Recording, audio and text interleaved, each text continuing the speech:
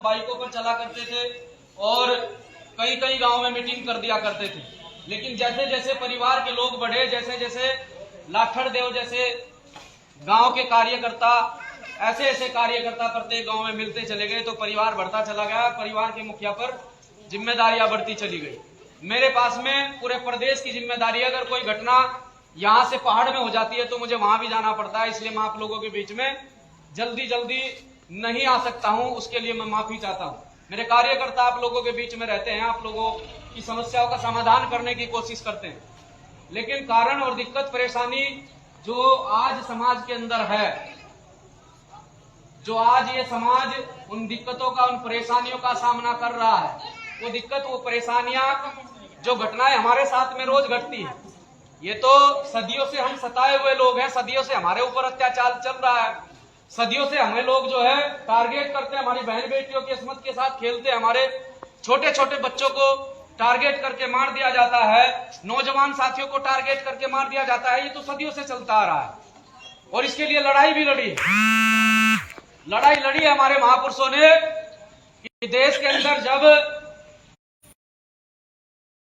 से ये क्रांति चलती आ रही है, बाबा साहब डॉक्टर अम्बेडकर साहब से पहले महात्मा ज्योतिराव फूले साहब ने, माता सावित्रीबाई फूले जी ने इस क्रांति को आगे बढ़ाया, क्योंकि देश के अंदर रहने वाला हो प्रत्येक व्यक्ति, चाहे वो एससी हो, एसटी हो, ओबीसी हो, वो उनकी वर्ण व्यवस्था के हिसाब से वो शूद्र श्रेणी में आता था। उस टाइम तो हम लोगों को किसी भी, हम तो जो है दोहरी गुलामियत का शिकार थे, हमें तो किसी प्रकार से कोई अधिकार नहीं था। लेकिन उस समय में अगर किसी ने कोई संघर्ष किया है, उस समय में किसी ने अगर कोई संघर्ष किया है, महात्मा ज्योतिराव फूले साहब के समय से पहले भी ओबीसी वर्ग के ऐसे बहुत सारे महापुरुष रहे हैं जिन्होंने इस देश के लिए, समाज के लिए संघर्ष किया। लेकिन आज ओबीसी समाज पूरी तरह से अपने महापुरुषों को और उनके बलिदान को, उनके त्याग को भूल चुका है। आपको सिर्फ यही कहने के लिए आया हूं कि जिस प्रकार बाबा साहब डॉक्टर अम्बेडकर साहब ने आप लोगों के लिए संघर्ष किया, और उस संघर्ष की बदौलत यह है कि आज मैं यहाँ खड़ा होकर बोल रहा हूँ। मेरी औकात यह है कि मैं यहाँ खड़ा होकर बोल रहा हूँ, नहीं तो हम तो किसी प्रकार से कोई अधिकार ही नहीं थे। अधिकार किसी भी प्रकार से हम लोगों को नहीं थे। ये तो अधिकार अगर मिले हैं तो हमारे महापुरुषों की बदौलत मिले, नहीं तो आज भी उस प्रकार का संघर्ष आज भी जारी रहता। लेकिन आज भी आपके संघर्ष में कमी नहीं है। उस समय भी ये लोग बलशाली थे, आज भी ये लोग बलशाली है, क्योंकि जो व्यक्ति देने वाला होता है वो मांगने वाले से बड़ा होता है।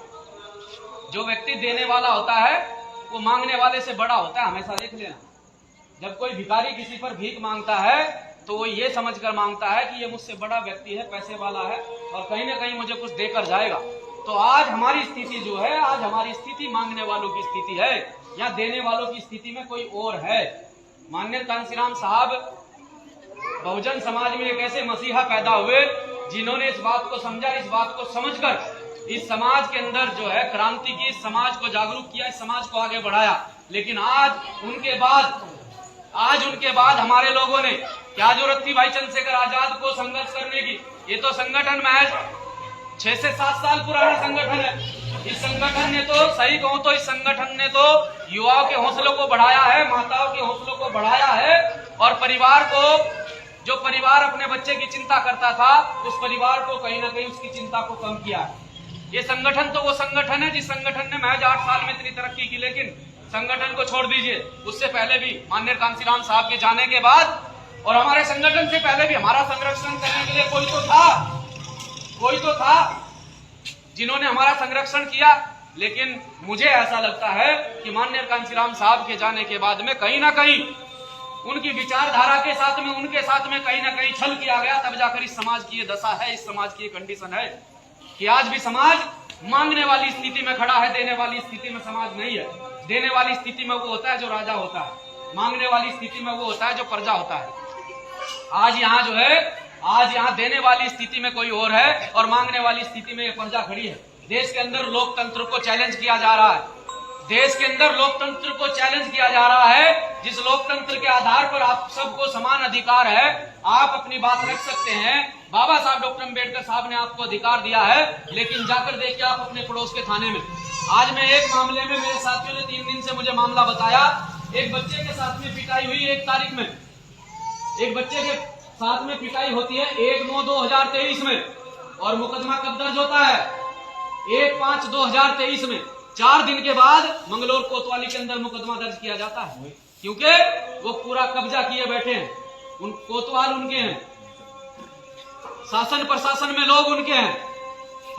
4 दिन के बाद एक बच्चे के साथ में मार पिटाई की जाती है, उसका मेडिकल जमा किया जाता है, उसको चोट के निशान पुलिस को दिखाए जाते हैं, किस तरह से बेरहमी से उस बच्चे को मारा जाता है, और उस बच्चे का मुकदमा दर्ज कोतवाल साहब 4 दिन के बाद करते हैं।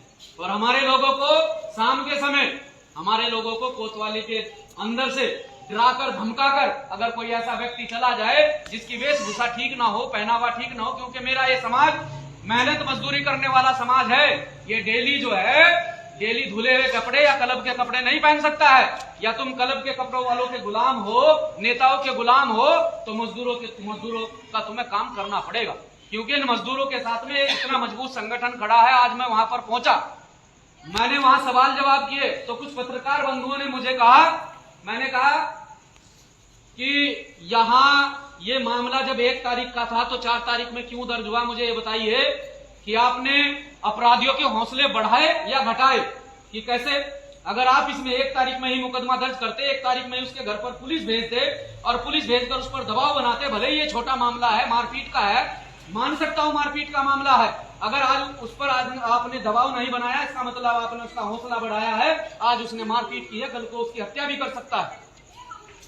ये पुलिस प्रशासन के लोग किसी भी तरह से मानने के लिए तैयार नहीं है। 4-5 मामले मंगलौर थाने के अंदर ऐसे हो चुके हैं कि यहाँ पर बैठे कोतवाल साहब दलितों की बात नहीं सुनना पसंद करते हैं। खास तौर से ये जिला जो है आप लोगों का गढ़ है, और ये क्षेत्र आप लोगों का गढ़ है, वो खास तौर से चमारों की बात को सुनना पसंद नहीं करते हैं। जाकर देखना कल कोतवाली में, आपको कोतवाली के बाहर खड़ा कर दिया जाएगा, कैबिन में आपको जगह नहीं मिलती है, आपको कुर्सी नहीं दी जाती है। हमने आज कहा कि हमारे सामने अगर हिम्मत है तो आप मेरे किसी एक व्यक्ति को ये कह दीजिए इस कुर्सी से खड़ा हो जाइए, यहाँ मत बैठिए, क्योंकि मुझे पता है ना, मेरे बाबा साहब डॉक्टर अम्बेडकर साहब ने मुझे अधिकार दिए, मैं पढ़ा हूँ, अपने माँ बाप की मेहनत की बदौलत पढ़ा हूँ, और मुझे मेरे अधिकार पता है, मेरे राइट्स पता है कि उसकी औकात नहीं है कि वो उस कुर्सी से मुझे खड़ा कर दे। वो कुर्सी जो उसे मिली है वो बाबा साहब डॉक्टर अम्बेडकर के संविधान की बदौलत उसे कुर्सी मिली है, इस जनता की सेवा करने के लिए कुर्सी मिली है। मैं ये बात आपको बताने के लिए आया हूँ कि आज मुंडिया की एक गांव पड़ता है, उसमें एक बच्चे को पीटा गया, आज ये कोतवाल साहब उनके साथ में गलत व्यवहार कर रहे हैं। हो सकता है कल आपके साथ भी कुछ घटना घट जाए और आपके क्षेत्र के थाना इंचार्ज भी आपके साथ में गलत करने की मंशा से आप लोगों के बीच में। वैसे तो मैं उनकी तारीफ करता हूं, आपका थाना क्षेत्र जो पड़ता है उनकी अपने आप में एक तारीफ है कि वो अच्छे काम को बढ़ावा देते हैं, लोगों की मदद करते हैं। लेकिन ये सच्चाई है, इस सच्चाई को आपको जानना पड़ेगा। खाली मेहनत मजदूरी में कुछ नहीं रखा है, वो ऊपर की सोच रखते हैं, उनकी सोच बड़ी है, वो बड़ी सोच रखते हैं, हमारे लोग छोटी सोच रखते हैं। क्या एक मेहनत मजदूरी करके व्यक्ति, रिक्शा चलाकर एक व्यक्ति अपने बेटे को, अपने बच्चे को, अपनी बेटी को डॉक्टर, IAS, PCS इंजीनियर नहीं बना सकता? बना सकता है। इस देश में बहुत लोगों ने ऐसा इतिहास रचा है कि उनके माँ बाप ने जो है कोठियों पर काम करके, दूसरों के घरों के बर्तन साफ कर करके अपने बच्चों को डॉक्टर, इंजीनियर बनाया है। लेकिन हमारे लोग मेहनत मजदूरी करने के बाद भी ये सोचते हैं कि इस मजदूरी में मेरे घर का ही पूरा पट जाए तो अच्छा है। नहीं, आप अपने खर्चे कम कीजिए, आप अपने खर्चे ज्यादा करते हैं, परिवार पर खर्च कम करते हैं। आप गलत चीजों का सेवन करना बंद कर दीजिए। अगर मैं गलत बता रहा हूं तो मेरी बात को नकार देना, मैं गेट से बाहर निकल कर चला जाऊंगा। मुझे वोट की आवश्यकता नहीं है, वोट तो आप मुझे खुद देंगे। क्यों? जिसका कार्य अच्छा होता है, जो व्यक्ति समाज के लिए संघर्ष करता है, लड़ता है और समाज को एक नई दशा और दिशा देता है, ये जो कार्य आज भाई चंद्रशेखर आजाद जी कर रहे हैं, उस कार्य को देखते हुए समाज का एक भी व्यक्ति यह नहीं कह रहा है कि चंद्रशेखर आजाद अगर चुनाव लड़ेगा तो हम चंद्रशेखर आजाद को वोट नहीं देंगे। सिर्फ अंधभक्त बोल रहे हैं, जिन्हें पता है कि ये व्यक्ति, जिस तरह से ये व्यक्ति सड़क पर दहाड़ता है, अगर इसके जैसे व्यक्ति को संसद के अंदर भेज दिया तो भैया इसके दहाड़ने से वहां के बड़े बड़े दिग्गजों को चुप होना पड़ेगा।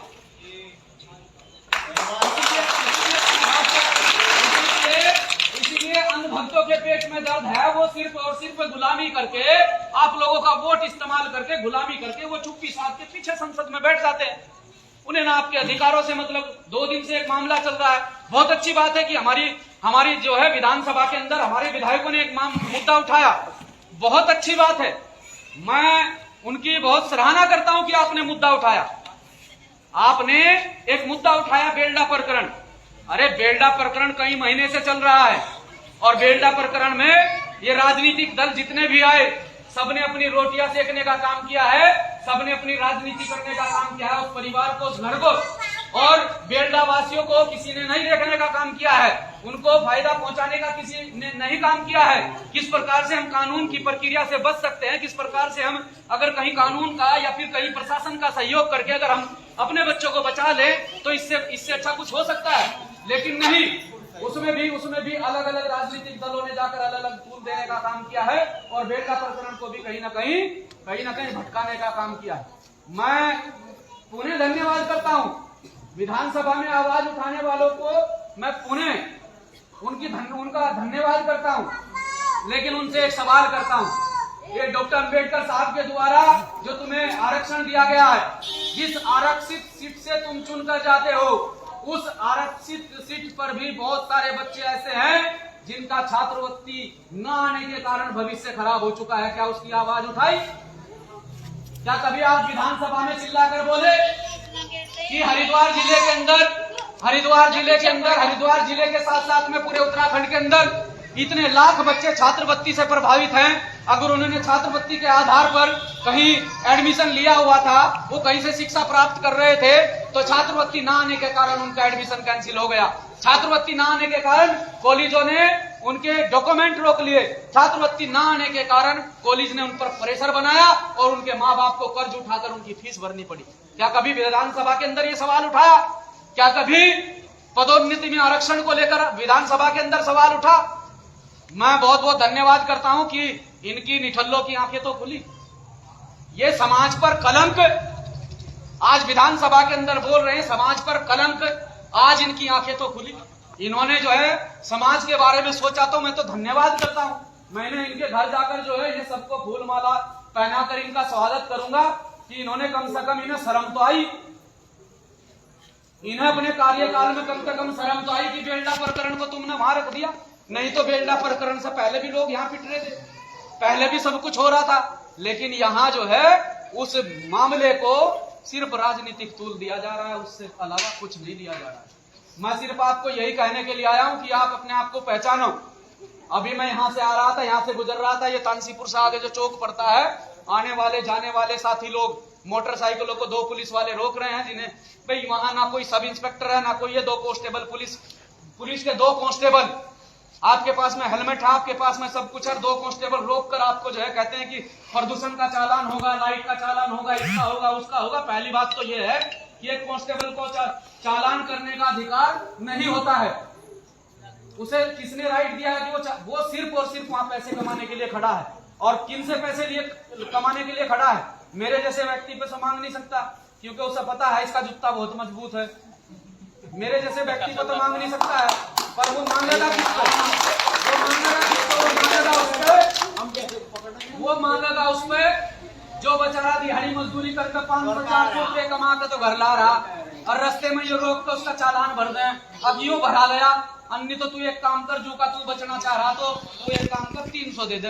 अब 500 की तो न दिहाड़ी करी पूरे दिन, 300 यहाँ चौकी पर पूछ का आ गया, कितने घर लाया? 200 रुपए में चल रहा है। ये सारा सिस्टम ठप करवाऊंगा मैं इनका जल्दी। अगर ये लोकल के एक भी व्यक्ति को रोक दें, किसी दिहाड़ी मजदूरी करने वाले व्यक्ति को अगर एक भी गाड़ी रोक दी ना, इनका फेटर काट दूंगा मंगलोर वालों का।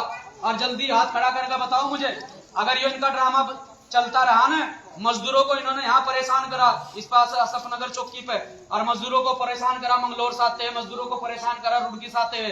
तुम दिहाड़ी मजदूरी करने के लिए जा रहे हो, तुम घर से बाहर निकल रहे हो, लोकल में घूम रहे हो, और लोकल में कोई ज्यादा स्पीड से गाड़ी नहीं चलाता है। मैं आपको सलाह भी दूंगा कि कहीं जाते हैं तो हेलमेट का इस्तेमाल करें। लेकिन ये नाजायज वसूली जो मंगलोर कोतवाली की चल रही है, इस नाजायज वसूली को जल्दी ठप करूंगा। बस मेरा साथ दे दियो तुम, तैयार हो? बस एक दिन के लिए मेरा साथ दे देना, मैं देखता हूं तुम्हारा कौन सा चालान काटेगा और जो चालान काट दिया ना अगर किसी ने गलती से भी, तो मैं भी, मेरा नाम भी महक सिंह है। और ये मेरे माँ बाप खड़े हैं, ये मेरे माँ बाप बैठे हैं। मेरी माँ तो 2019 में चली गई थी। मैं इन्हीं में ही अपनी माँ देखूं, अपनी माँ कसम खा कर कह रहा हूँ, मैं अपनी माँ कसम खा कर कह रहा है, इनकी कोख से जन्म नहीं लिया अगर उसके हलक में जूता ना सरका दिया। अगर कोई